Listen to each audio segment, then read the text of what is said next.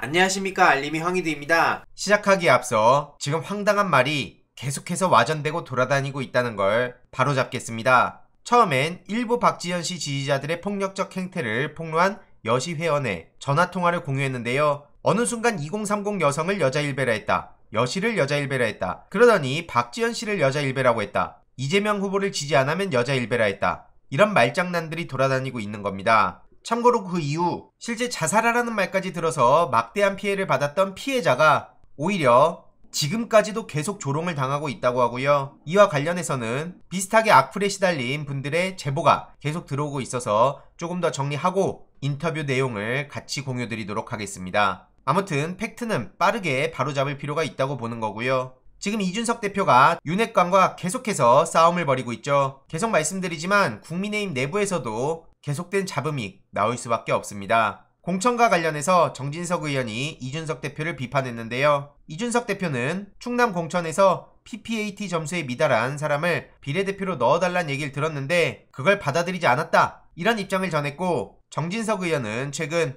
공천혁신한다더니 측근인 정미경 씨를 분당을에 배치하는 건 공정과 상식에 어긋난다고 지적한 겁니다. 그리고 충남 관련 이준석 대표의 해명에 대해서도 금시초문이다, 이런 입장을 보였는데요. 이해로도 지금 국민의힘 여성희 부위원장이 이준석 성상납 받았다, 여자의 촉이다, 이런 입장을 보였습니다. 그래서 해당 발언으로 논란에 휩싸이기도 했는데, 여자의 촉이란 근거 없는 느낌이 아닌 평생 동안 남자들을 경험하며 쌓인 삐소리를 미리 포착해내는 빅데이터다, 이런 황당한 소리를 한 겁니다. 펜코의 목소리를 열심히 대변하고 있는 국민의힘 대변인은 읍참마속이 승장이지만 여자의 촉으로 쳐내야 한다는 주장에 인용될 거라곤 상상도 못했다는 비판을 했습니다. 정말 어처구니가 없을 정도로 황당하다는 얘기밖에 안 나오지만 국민의힘 여성위에서 이준석 대표를 어떻게 바라보고 있는진 우리가 대략 짐작할 수 있습니다. 이해로도 어제 가세연에서 이준석 성상납 관련 단독 추가 보도를 터뜨렸죠. 배움을 나누는 사람들, 과거 이준석 대표가 운영하던 건데 이준석 성상납 의혹과 증거인멸 교사에 대해선 확실하게 팩트를 찾아가고 책임을 지우게 해야 된다 생각합니다. 이해로도 한겨레 단독 보도가 어제 밤에 나왔죠. 용산공원의 면적 66%가 독성으로 범벅이 돼 있다는 내용입니다. 굉장히 심각한 건데요. 오는 10일부터 열흘간 시범 개방하는 용산공원의 핵심 구역인 대통령 집무실 남쪽 구역의 3분의 2 이상이 독성 물질로 오염됐다는 겁니다. 그래서 성급한 공원 개방에 대한 우려의 목소리가 점점 더 커지고 있는 거고요. 용산공원 내 다른 지역도 심하게 오염된 것으로 나타났습니다. 이에 환경단체들은 오염 정화 작업은커녕 오염원에 대한 정밀조사도 없이 개방을 서두르는 건 위험하다고 주장한 거고요. 보여주기식 소통을 하고 있다고 강하게 비판의 목소리가 나오고 있는 데다 해당 소식을 접한 시민들도 안보 책임지는 보수가 국방부 선제 타격하질 않나, 이젠 국민들에게 독국물 테러까지 하는 거냐,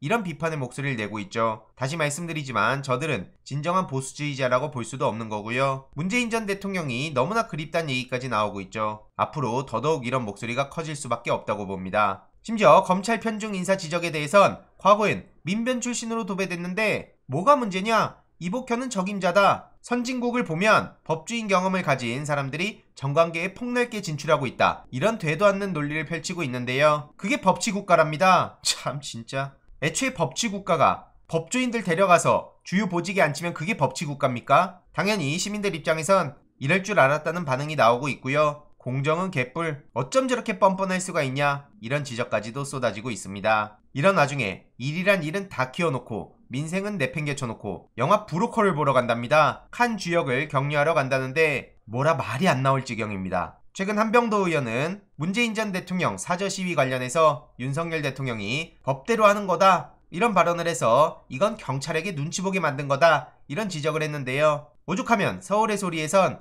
박근혜 집 앞에서 보복 시위하겠다, 일주일 내에 철수해라, 이렇게 입장을 냈습니다. 이에 많은 시민들이 응원의 목소리를 내고 있는데요. 만약 일주일 내에 철수 안 해서 서울의 소리가 박근혜 사저 앞에서 똑같은 집회를 그대로 보여준다면 많은 언론이 뭐라 그럴까요? 저도 사회가 극단으로 가는 걸 바라지 않습니다. 상식적이고 합리적이고 이성적인 사회를 꿈꾸고 있는데요. 부디 일주일 내에 상식적인 판단이 나오길 바라고 윤석열 대통령 본인은 사과를 하고 똑바로 입장을 내야 된다고 생각합니다. 이외로도 김건희 디올 의혹 제기했던 김어준 총수는 계속된 여론전과 법적 대응에 시달리고 있는데요. 법세련을 향해선 김건희 주가 조작에 대해선 법으로 어떻게 안 되냐, 그런 건 왜 가만히 있냐, 이런 비판이 쏟아지고 있고, 임은정 검사 같은 경우엔 최근 장문의 신경글을 남기기도 했습니다. 그러면서 검찰 조직을 향해 강하게 비판을 했고요. 끝까지 싸우겠다는 입장을 전하며 최근 재항고장을 제출한 겁니다. 한명숙 전 총리 모해 위증교사 수사 방해 의혹 무혐의 처분을 내린 공수처에 불복한다는 거고요. 마지막으로 최강욱 의원이 최근 중요한 입법 추진을 했다는 소식이 전해졌습니다. 검사의 월급을 행정부 공무원의 법체계로 적용하자는 취지의 법안을 준비 중인 건데요. 검사의 경우 법적 근거도 없이 보수에 관한 사항을